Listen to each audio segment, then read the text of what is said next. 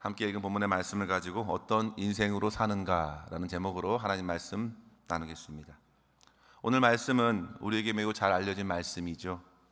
이 이야기의 제목은 별도로 나와 있지는 않지만 다들 부자와 나사로라고 부릅니다.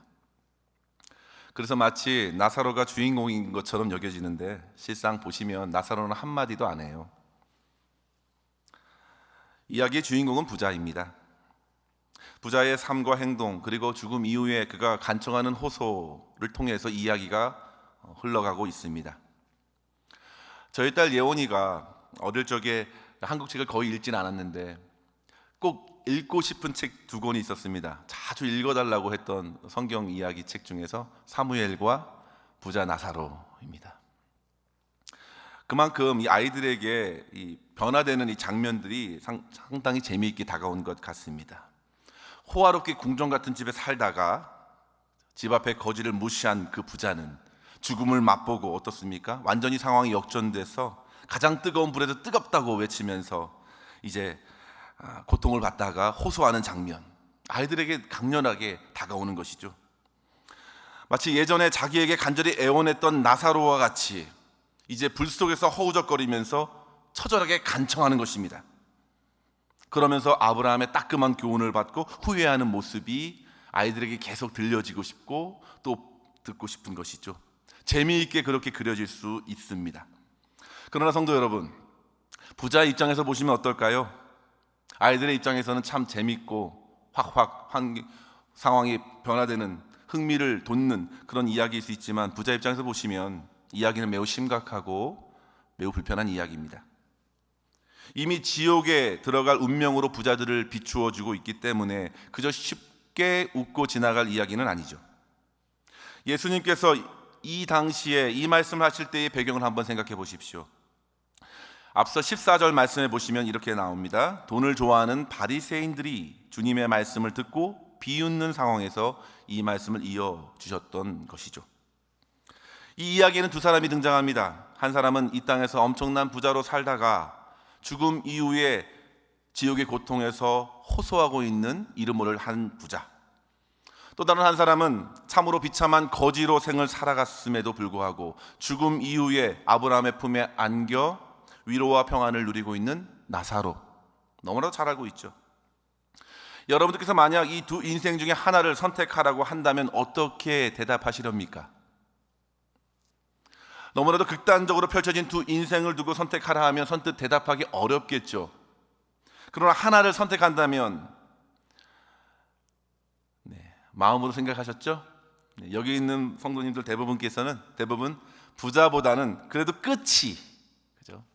80년, 90년, 100년 고생해도 끝이 아름다운 인생, 영원한 생명이 주어지는 그 인생을 선택하실 것 같습니다. 그런데 성도 여러분, 오해는 마십시오. 부자에게 지금 이루어진 이 형편을 보고서 부자로 살지 말라는 말씀은 더더욱 아니겠습니다. 그죠? 저는 여러분 모두가 부자가 되길 원합니다. 제가 너무 욕심쟁이인가요? 여러분들께서 부자로 정말 하나님 기뻐하시는 일들 많이 하시면서 그렇게 살아내시길 바랍니다. 아멘이 없습니다. 여러분 참 겸손하세요. 평범한 부자 말고요, 하나님께서 기뻐하시는 부자로 살면 얼마나 좋겠습니까? 그런데 그러기 위해서는요, 상당한 믿음이 있어야 한다는 점입니다.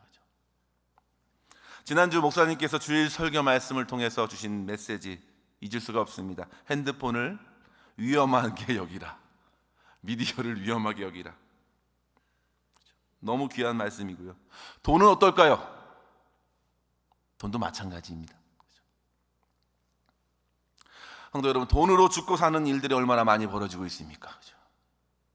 조그만 돈을 훔쳤다가 사람을 죽이기도 합니다. 그죠? 돈 때문에 양심까지 속이기도 합니다. 친구를 외면하고 상처 주기도 합니다.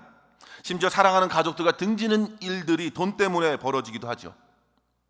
한 대기업의 그 창업주가 타계한 이후에 그룹의 경영 승계를 차지하기 위해서 형제 간의 피비린내 나는 싸움이 일어났던 사실은 우리가 다 알고 있습니다.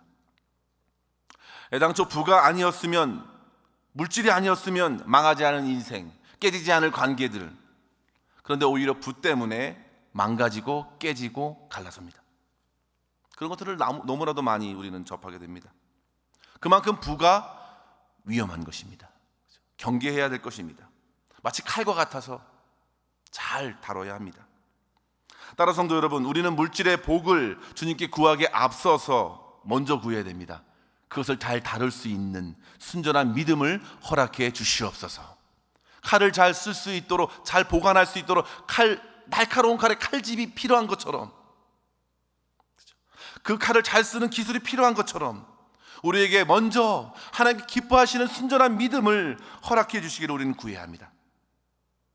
부와 물질을 가지고 하나님을 섬기기보다 오히려 그 부에 묶여서 하나님의 책망을 듣는 경우가 참 많이 있기 때문이죠. 일단 물질에 묶여버리면 어떻습니까? 쉽게 복음 앞에 나오기를 어려워합니다. 정직하게 주님의 말씀 앞에 서는 데에 주저합니다. 겸손하게 엎드려지기가 참 어렵습니다. 사단 마귀는 그렇게 물질을 가지고 사람들을 전혹하지요. 영적으로 무뎌지게 합니다.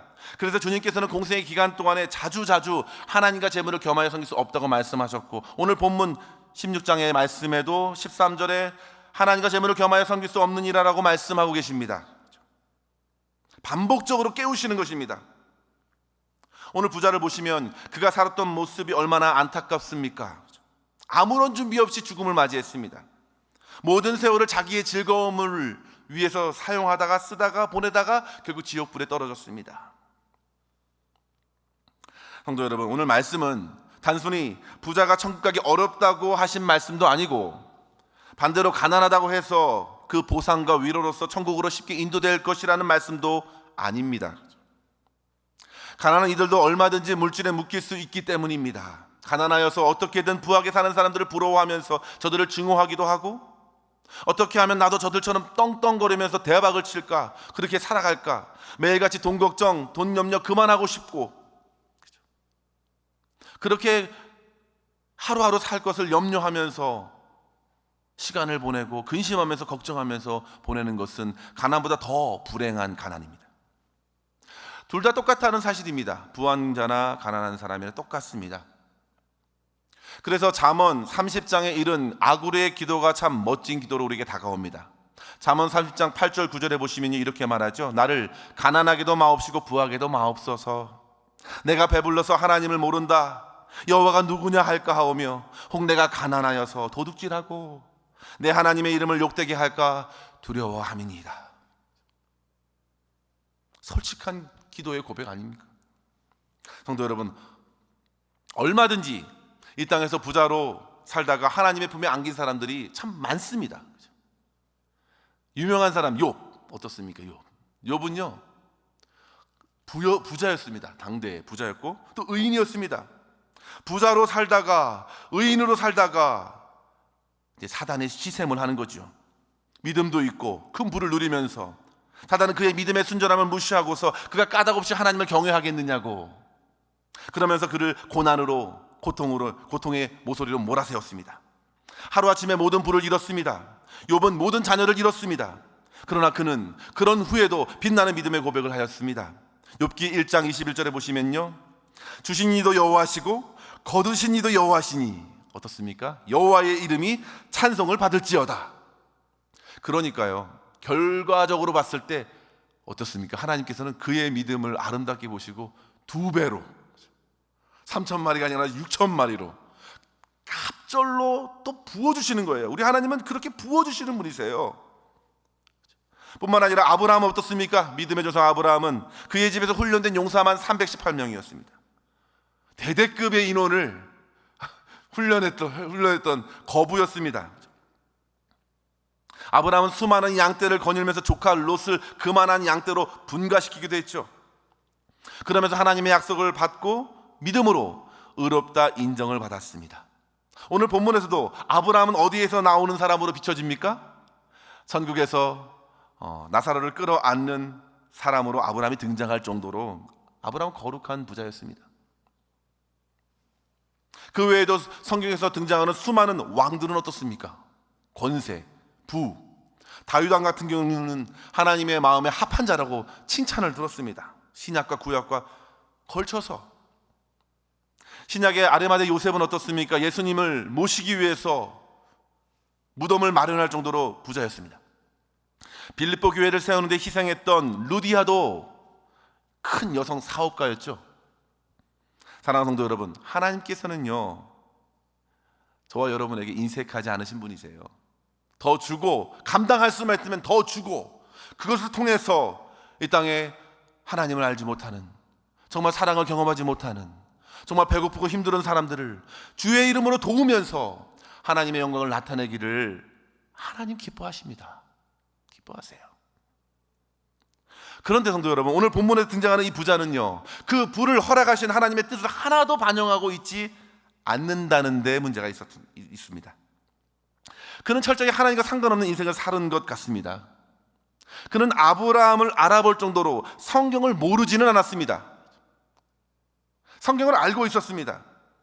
그러나 오로지 그의 모든 재화는 자기를 위한 것이냐, 그 모든 시간에 자기의 즐거움을 위해서 파티하는데, 먹는데, 즐기는데 흥청망청 썼습니다.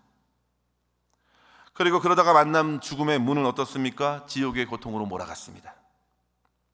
그의 나중은 너무나도 비참했습니다. 처음이 좋았기 때문에 나중은 더 비참한 거죠. 지옥에 있는 부자는 어떻습니까? 땅에서 누렸던 생활과 완전 정반대이기 때문에 고통이 배가 됩니다. 24절 말씀에 보시면요, 그는 불꽃으로 타들어가는 이 고통을 표현해주고 있는데요, 너무너무 뜨거워서 이것을 식혀줄 물 한 방울이 없어서 괴로웠습니다. 물 한 방울. 더 비참한 것은 23절에 보시면 그의 눈앞에 펼쳐 보이는 나사로가 너무너무 안식하고 있는 거예요. 매일같이 자기 문 앞에서 구걸했던 나사로, 거지였는데 오히려 저 하늘 천상에서 위로를 받고 있는 것을 보니까 욕심으로 가득한 그의 성정에 볼 때 얼마나 더 고통스럽겠습니까? 그죠? 그것을 보니까요. 분명 살아 생전에 그가 누렸던 모든 부가 하나님께서 누리라고 주신 복으로 알고 즐기며 살았는데 그렇지 않았던 것입니다. 이러한 태도는요, 성도 여러분, 당시에 팽배했던 사회적인 물질에 대한 인식, 신학에 대한 인식과 결부됩니다. 당시 대부분 사람들은요, 부자들, 건강한 사람들, 사회에서 인정받고 있는 사람들은 종교적으로 강한 그런 결집된 사회였기 때문에 그렇게 잘 나가는 사람들은 하나님께서 복을 주셨구나, 아주 단순하게 생각을 했습니다. 병이 든 사람들, 좀 가난한 사람들, 또 장애를 갖고 태어난 이들, 뭔가 삐뚤어진 눈으로 쳐다보는 것이죠. 너무나도 단순하게 이원론적으로 나눠버렸습니다.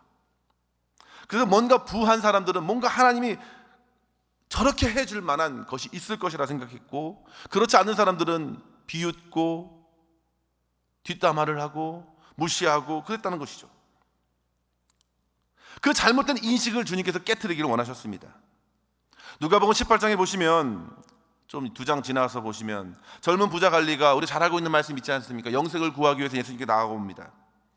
주님께서는 그의 마음을 아시고 너의 모든 재산을 팔고 가난한 사람에게 나눠주고 그리고 와서 나를 쫓으라고, 하늘의 보화가 있을 것이라고, 나의 제자가 되라고, 영생은 그 길에 있을 것이라고 그렇게 말씀하셨습니다. 그런데 어떻습니까? 세상 물질에 어느 정도 묶여버렸던 그는 그 물질로부터 자유를 선포하신 주님을 등지고 근심하고 돌아갑니다. 그의 뒷모습을 보면서 우리 예수님께서 말씀하시죠. 누가복음 18장 24절에 보시면, 재물이 있는 자는 하나님 나라에 들어가기가 얼마나 어려운지 낙타가 바늘귀로 들어가는 것보다 부자가 하나님 나라에 들어가는 것보다 쉬우리라. 그러자 곁에 그 말씀을 듣고 있던 이들이 말합니다. 26절의 말씀인데요, 26절 말씀을 우리 같이 한번 슬라이드를 참고하시고 한번 읽어볼까요? 같이 한번 읽습니다. 시작. 듣는 자들이 이르되 그런즉 누가 구원을 얻을 수 있나이까? 너무나도 자연스러운 질문이에요. 아니, 부자가 가기 어려우면 도대체 누가 갈 수 있단 말입니까? 당시의 사회적인 인식 자체를 가지고 있기 때문에 이 질문은 자연스러운 질문입니다. 그럼 누가 갑니까? 주님께서 말씀하시죠. 사람에게 있지 않고 하나님은 다 하실 수 있다. 그래서 사람을 의지하고 사람의 그 무엇이 아니라 구원을 주시는, 영생을 주시는 하나님께 주목해야 된다는 것이죠. 하나님을 의지하고 믿는 길 외에는 없다는 사실입니다. 오늘 본문의 말씀도 그와 같이 맥을 같이 합니다. 당시에 하나님을 믿는다 했던 바리새인들의 마음에 하나같이 하나님보다 돈을 사랑하고 좋아하는 마음이 더 컸습니다. 더 가득했습니다. 그들에게 경종을 울리기 위해서 이 이야기를 들려주십니다. 그리고 분명 이 말씀을 함께 듣던 제자들도 바리새인들처럼 불편한 마음이 들었을 것입니다. 그리고 저와 여러분 또한 2000년이 지나서 이 말씀 앞에 또 오늘도 섰습니다. 여러분들 어떠세요? 불편하지 않으신가요? 저만 불편한 것 같습니다. 저는 불편합니다. 오늘날 우리 경제가 나쁘고 어렵다고 하지만 우리는 저는 미국 시민이 아니고요, 저는 한국 시민이고 미국에 살고 있습니다. 그죠? 세계 모든 나라를 펼쳐보고 미국이 어느 정도의 위치에 있는지 한번 생각해 보십시오. 5천만 명 이상의 인구를 가진 나라 중에 2024년도 올해 기준으로, 경제 수준의 기준으로 국민소득 GDP가 8만 5천 달러 미국입니다. 미국이 세계 몇일까요? 1위죠. 한국은 5천만 명의 이상 인구를 가진 나라 중에 GDP가 한 3만 6천 달러 정도 된다고 해요. 세계 6위입니다. 일본을 앞장섰대요. 그래서 막 좋아하더라고요. 그 정도로 일본하고 경쟁 붙으면 너무 좋아합니다. 정말 물질의 큰 복을 받아 누리고 있는 나라입니다. 한국이든 미국이든. 한국은 전쟁 이후에 이 같은 부를 누리는 것은 정말 기적적이지 않습니까? 그래서 오늘 말씀은 여러모로 우리를 깨우는 말씀이에요. 오늘 본문의 말씀 보시면, 저와 여러분 삶을 비춰보시면 오늘 본문에 나오는 나사로와 같은 삶을 사시는 분들이 혹 이 중에 계실까요? 한 명 있으실까 말까 없으실 것 같은데요. 그러나 그렇다고 해서 오늘 또한 본문에 나오는 이 부자만큼 호화롭게 사시는 분들도 없으실 것 같아요. 제 생각에는 없으실 것 같아요. 그래서 좀 마음이 편안하실 수도 있으실 것 같은데 그 정도로 부자는 없으실 것 같아요. 오늘 본문에 나오는 부자는 정말 큰 부자였습니다. 오늘 말씀 19절에 보시면요, 그의 입은 옷이 남달랐죠. 한 부자가 있어 자색 옷과 고운 베옷을 입었네요. 자색 옷은 겉에 옷이고 베옷은 속옷입니다. 안에 있는 옷이에요. 엄청난 옷들이라고 말하는 것입니다. 예수님께서는요, 강조하는 것이죠. 오늘날로 말하면 분명 명품 옷을 거친 것으로 보입니다. 여러분들이 알다시피 저는 좀 이렇게 명품 옷이 하나도 없어요. 그래서 좀 궁금했습니다. 얼마나 이 당시에 이것이 얼마나 명품 옷인가. 명품의 명자도 모르는 제가 한번 관심을 갖고 한번 찾아보자. 요즘 사람들이 어떤 명품을 걸치는지.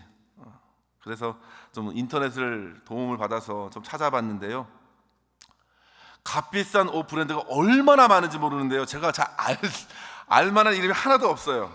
이름 모를 브랜드가 수두룩했습니다. 처음 듣던 일들이 많아요. 아니, 그 브랜드를 영어 발음을 내기도 참 힘들었습니다. 저는요, 기업 회장님들이나 입는, 유명 배우들이 입는 키톤 정장이, 제 정장에 관심이 많으니까 10,000불이 넘더라고요. 10,000불이 넘어요. 할 일 없이 그렇게 찾아봤어요. 한번 궁금해서. 브리오니 슈트는 한국 이건희 회장님이 즐겨 입었다 하는데 3,000만 원, 3만 불 정도 하시더라고요. 하더라고요. 시계를 한번 찾아봤습니다. 연관 검색으로 나오니까 시계는 봤는데, 남성들에게는 그래도 패션의 상징 아닌가, 시계? 나름 비싸다고 생각했던 제 애플 와치는 순위에도 없습니다. 순위에도 없어요.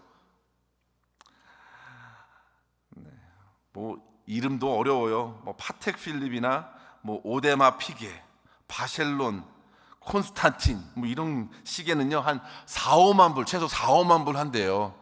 그리고 비싼 거는 뭐 100만 불까지 한다는데요.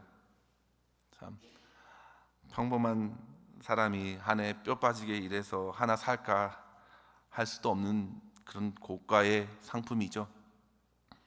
어디 남성분들만 있습니까? 여성분들은 어떻습니까? 백, 그렇죠? 백. 뭐니 해도 에르메스. 그 다음에 루이비통, 그 다음에 프라다. 맞나요? 순위가 맞나요? 가격은 제가 말씀드리지 않아도 여러분도 잘 아실 것 같고요. 아마 이 성경에 나오는 부자는 그 정도는 됐던 것 같습니다. 19절 하반절에 보면 날마다 호화롭게 즐기고 또 즐기고 파티를 합니다. 그죠?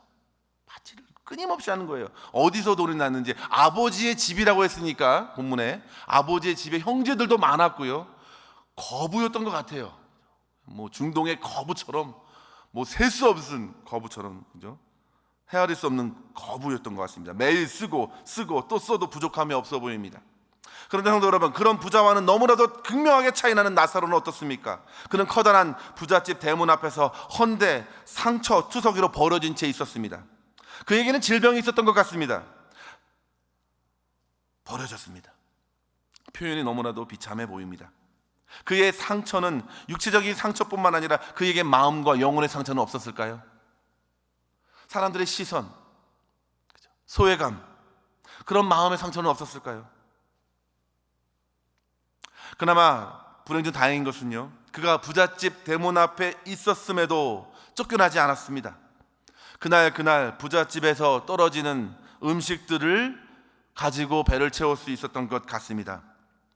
그런 그에게 주변의 개들도 달려들었습니다. 쟁탈전이죠. 아마도 그가 음식을 개걸스럽게 먹을 때에 개들이 달려들어 먹으면서 그의 상처나고 헤어진데도 핥아줬던 것 같습니다. 오늘 그렇게 그림 그려져요. 성도 여러분, 오늘날 이와 같이 비참한 나사로와 같은 사람들을 찾기는 어려울 수 있어도 비슷한 처지에 있는 사람이 왜 없겠습니까? 그죠? 분명히 있습니다. 분명히 있어요. 그런데 우리를 보십시오, 성도 여러분. 저와 여러분에게로 돌아오십시오. 오늘 그 나사로보다 훨씬 여유로운 우리들의 삶을 한번 비춰보십시오. 우리는 분명 어려움에 처한 사람들을 도울 수 있는 여유는 있습니다.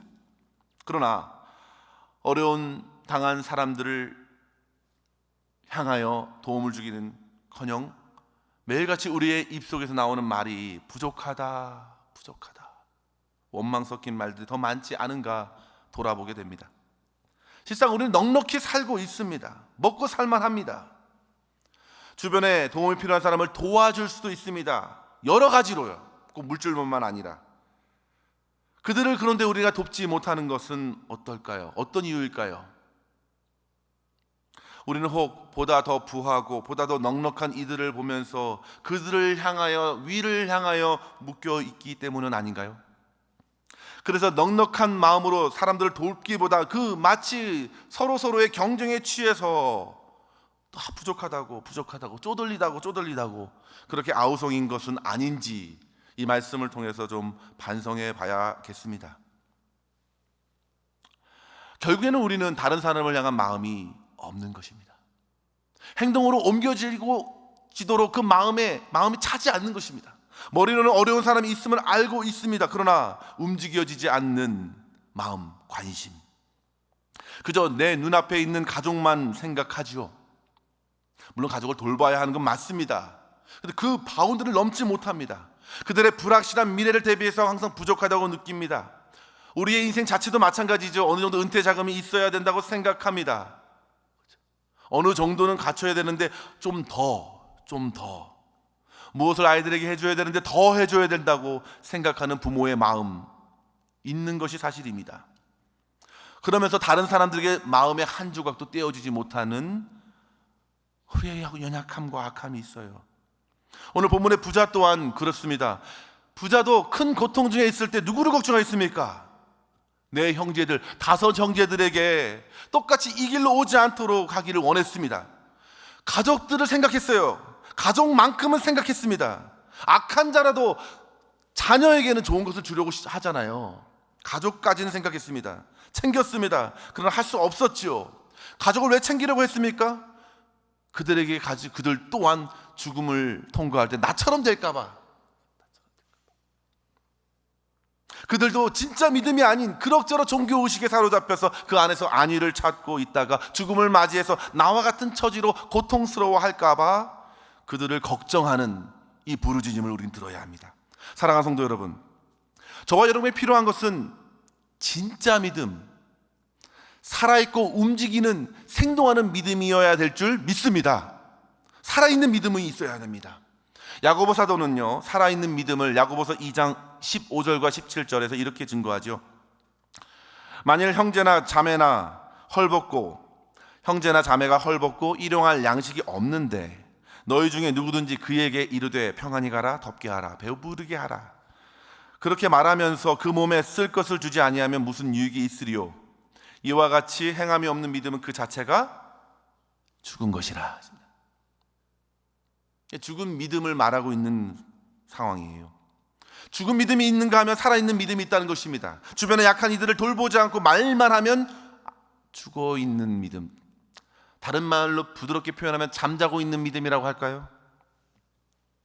사랑하는 성도 여러분, 우리는 오늘 이 말씀을 묵상하면서 나의 말씀으로 받아들인다면 그동안 움직이지 않았던 저와 여러분의 그 믿음이 깨어나 생동하는 믿음으로 살아 역사되어서 오늘 말씀을 통해서 주님께서 기뻐하시는 그런 인생으로 살아가면서 하나님께 영광 올려드릴 수 있기를 주의 이름으로 간절히 축원합니다. 저는 두 가지의 도전으로 오늘 이 말씀을 이어가고자 합니다. 어떤 인생으로 살아갈 수 있을까? 두 가지 도전, 두 가지만 살펴보겠습니다. 두 가지만. 첫째로 성도 여러분, 부와 물질을 가지고 하나님께서 주신 복으로만 여기지 말고 사명으로 받고 섬기는 데 사용하십시오. 복으로만 여기지 말고 사명으로 받고 섬기는 데 사용해야 합니다. 자기에게 주어진 것을 결코 자랑하거나 그것을 가지고 다른 사람들과 비하여 드러내는 것을 주의하여야 합니다. 그렇게 되지 않도록 깨어 주의해야 합니다. 그것은 결국 모든 것을 허락해 주신 하나님을 슬프게 하는 것입니다.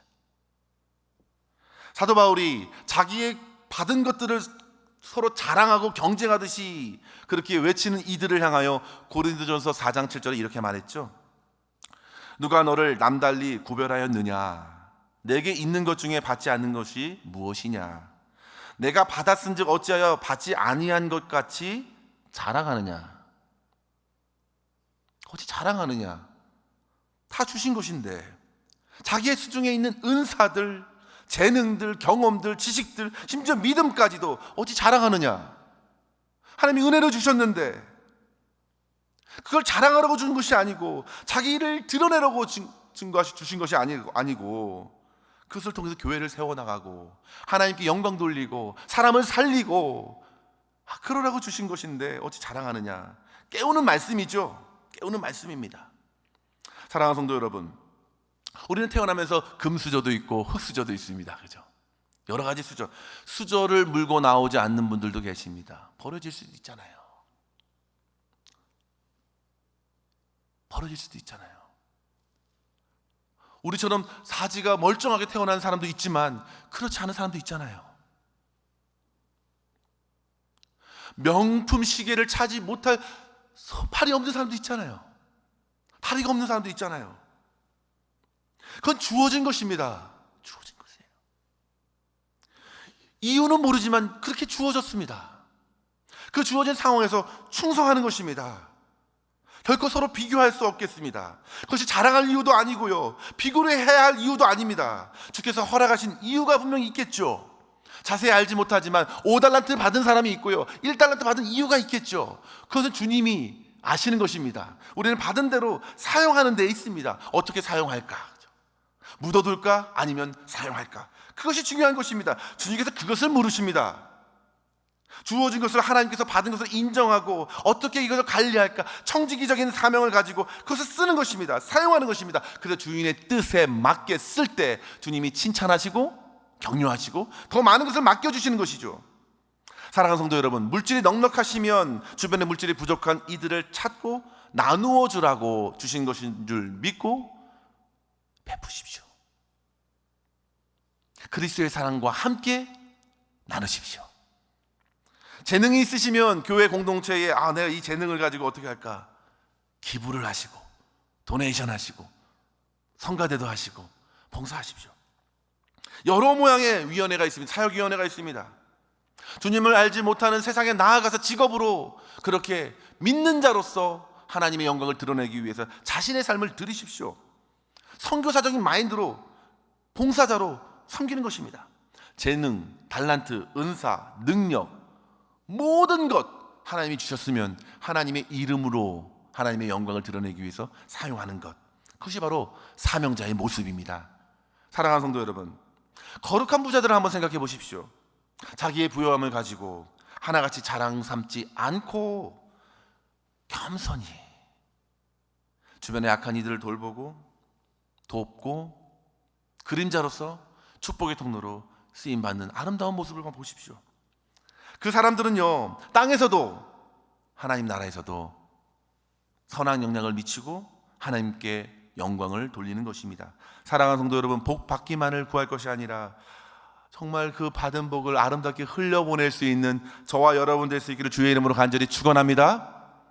물질을 쌓아두면 어떡합니까? 도둑이 가만히 있지 않습니다. 방해할 것입니다. 노릴 것입니다. 많이 쌓아두면 어떻습니까? 벌레가 생기고요, 사용하지 못할 경우도 생깁니다. 염려가 되고요, 근심이 됩니다. 그러기 전에 쓰는 것입니다. 선용하는 것입니다.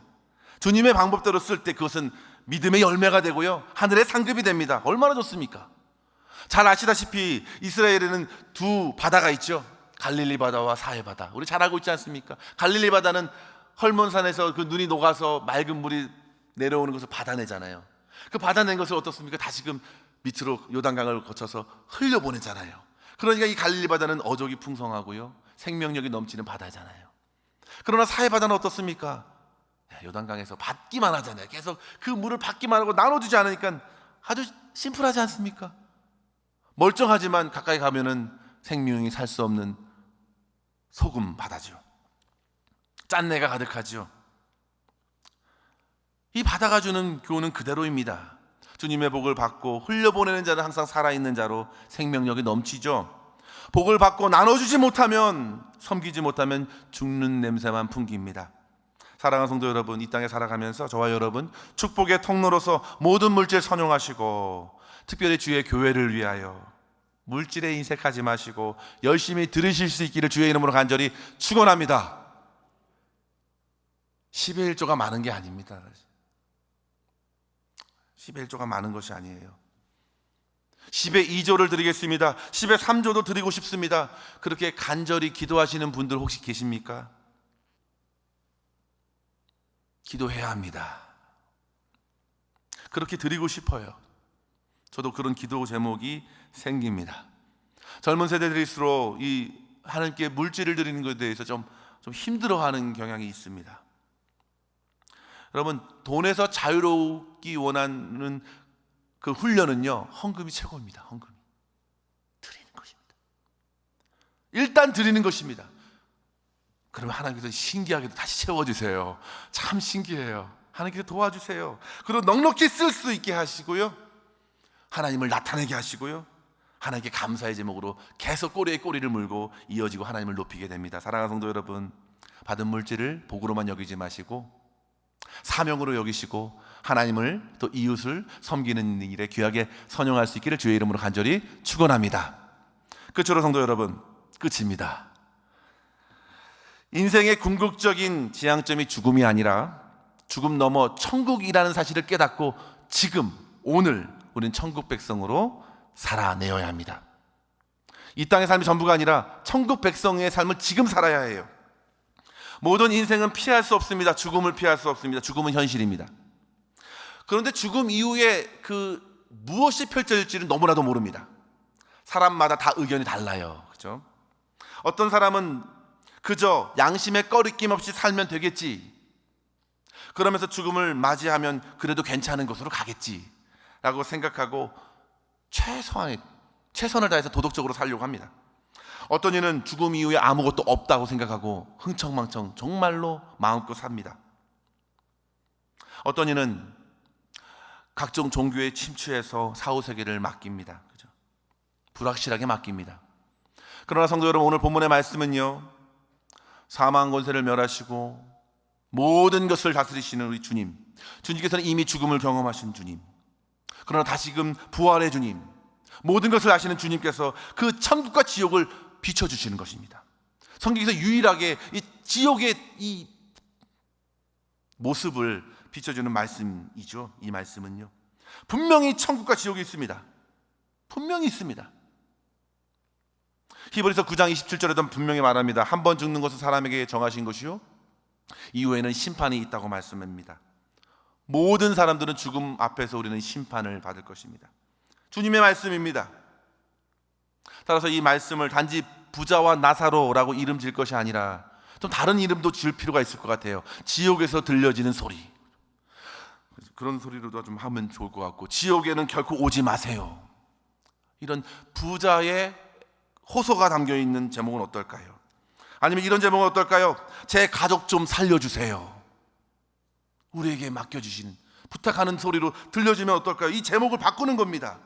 성도 여러분, 부자의 호소를 잘 들어보십시오. 그가 그토록 애통하며 국류를 구하지만 이미 끝났습니다. 죽음으로 모든 것이 끝났습니다. 그의 모든 즐거운 잔치는 끝났습니다. 현실입니다. 죽음은, 심판도 현실입니다. 이 고통은 현실이에요. 후회도 현실입니다. 절망도 현실입니다. 멀리 있는 것이 아니라 현실입니다. 지금 천국을 누리지 못하면 그때도 누리지 못합니다. 이 땅에서의 성공, 명예, 부함, 결코 그것이 하나님의 특별한 복도 아니었고, 그것 자체가 천국을 보장해 주는 것은 아니었네요.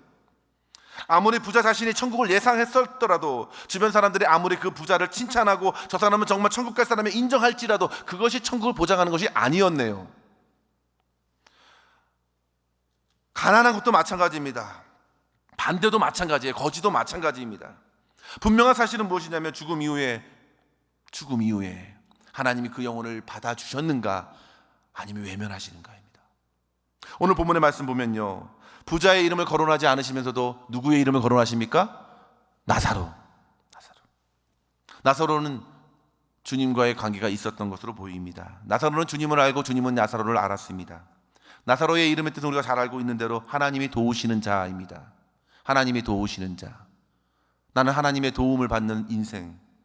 나사로는 그렇게 거지 인생으로 비참하게 살았지만, 병든 인생으로 살았지만, 구걸하며 살았지만 그의 심중에는 하나님을 바라봤습니다. 오늘도 하나님이 도와주시면 부자를 통해서라도 음식을 주시겠지. 하나님의 도움을 의지해서 살았던 사람입니다. 결국 그 바람대로 그는 하나님의 도움을 받아 천국으로 인도받았습니다. 사랑하는 성도 여러분, 인생은요 결코 우리의 소유로 판단되지 않습니다. 인생은요 하나님과 어떤 관계로 맺는 그 관계에 판단받습니다. 하나님을 아는가? 하나님이 알아주시는가? 천국의 주인 되신 하나님과 깊은 관계를 맺고 사는 삶이야말로 복된 삶임을 믿으시기 바랍니다. 하나님을 아시고 하나님이 여러분들을 아시고 하나님이 나를 아시고 우리가 하나님을 알아갈 때 그 관계를 통해서 우리가 천국에 들어갈 확신이 생기고 천국의 기쁨으로 오늘을 살아갈 수 있게 될 줄 믿습니다. 사랑하는 성도 여러분, 오늘 부자의 외침을 잘 들어보십시오. 부자는 지금 5 형제들에게 찾아갈 수 없었습니다. 설령 죽은 자가 살아날지라도, 기적이 일어날지라도 불가능하다. 31절의 말씀인데요, 우리 31절 말씀을 같이 한번 읽어볼까요? 31절 말씀 같이 한번 읽습니다. 시작. 이르되 모세와 선지자들에게 듣지 아니하면 비록 죽은 자 가운데서 살아나는 자가 있을지라도 권함을 받지 아니하리라 하였다 하시니라. 아멘. 율법과 선지자를 통해 듣지 않으면 가능하지 않다. 이미 예수님께서는요 나사로를 살렸죠. 나인성 과부의 아들을 살렸습니다. 야이로의 딸을 살리셨습니다. 죽은 자를 살렸지만 그 주변에 있는 사람들 다 예수님께 돌아온 것은 아니었습니다. 예수님께서는 많은 사람들 앞에서 십자가에 달려 죽으셨습니다. 부활하셨습니다. 그럼에도 불구하고 그 사실을 듣고 알았음에도 불구하고 많은 사람들이 주께로 들어오지 않았습니다. 완악한 종교인들, 바리새인들 여지없이 주님의 이름으로 전하지 못하게 하였습니다. 믿지 않습니다. 그들의 교만함은 주님을 향하여 닫혀 있었습니다. 31절 말씀에 권함을 받지 아니하리라, 이 말씀은 설득되지 않을 것이다 라는 말입니다. 그들이 설득되지 않을 것이야. 말씀을 듣고 예수님을 만나지 않으면, 율법과 선지자의 말씀을 듣고 예수님을 영접하지 않으면 설득되지 않을 것이다. 억지로 해서 될 문제가 아니라는 말입니다. 그것은 설득이 아니라 은혜로 되기 때문입니다. 은혜로 되는 것입니다. 따라서 성도 여러분, 우리는 미약하게나마 이 말씀을 의지하여 복음을 전해야 합니다. 복음을 전해야 합니다. 예수님을 전해야 합니다. 모세와 선지자들이 그렇게 전했고, 세례 요한이 전했고, 예수님께서 전도하러 오셨고, 제자들도 예수님을 전했습니다. 복음을 전했습니다. 예수님을 믿으셔야 합니다. 예수님이 생명입니다. 예수님이 우리의 주 되십니다. 우리는 복음을 전해야 합니다. 사람들을 깨우시고, 죽음의 끝이 아니라 죽음 이후에 심판을 넘어서 천국이 우리에게 주어질 것이라고, 천국을 준비하는 삶을 이 땅에서 예수님 믿고 살아가자고, 그렇게 복음을 전하는 성도를 통해서 많은 사람들이 지옥에 갈 운명에서 돌이켜 주님을 믿고 천국으로 들어갈 놀라운 역사를 경험하게 될 것입니다. 사랑하는 성도 여러분, 저와 여러분 이러한 복음의 역사를 이루는 귀한 사역에 아름답게 쓰임 받으시기를 주의 이름으로 간절히 축원합니다. 네, 말씀을 마치면서 사막의 교부였던 성 안토니가 남긴 그의 일기 한 토막을 읽어드리고 말씀을 마쳤으면 합니다. 그가 이렇게 일기에 적고 있어요. 여러분, 세상을 바라보면서 우리가 어느 정도 위대한 것을 포기했다고는 생각하지 마십시오. 천국과 비교하면 온 세상은 지극히 작은 것에 불과합니다. 세상을 다스리는 군주가 세상을 버리는 것도 하나님 나라와 비교해 보면 아무것도 아닙니다. 사람이 금화 100개를 얻기 위하여 동전 한 입을 무시하듯이 세상의 통치자가 세상을 버린다면 잃는 것이 별로 없이 100배 이상으로 받을 것입니다. 온 세상의 가치가 하나님 나라의 가치와 동등하지 않을진데 약간의 경작지를 포기한 사람은 실제 아무것도 희생하지 않는 셈입니다. 우리가 이 땅에서 사는 인생의 시간은 불과 80년입니다. 그러나 우리가 주님과 함께 사는 시간은 영원합니다. 영원한 시간에 비하면 80년은 참 짧은 시간입니다. 성도 여러분, 우리에게 주어진 모든 물질, 불을 가지고 사명으로 받고 그것을 통해 복음을 전하고 그리스도를 전하고 사람을 살리는 데 사용하시고 천국을 맞이하십시오. 우리의 섬김은 정말 큰 것이 아닙니다. 그러나 우리가 그럼에도 불구하고 우리가 전하는 사랑과 그 복음의 말씀이 전달될 때 천하보다도 귀한 영혼이 주님께로 인도되는 것입니다. 더 이상 지옥에 가서 땅을 치고 후회할 그 사람을 건지는 일이 되는 것입니다. 그리고 모든 사람이 주님을 믿고 천국에 이르기를 원하시는 주님의 선하신 뜻을 이루는 귀한 일에 동참하는 것입니다. 저와 여러분이 이러한 귀한 사역에 쓰임받는 복된 인생 될 수 있기를 주의 이름으로 간절히 축원합니다.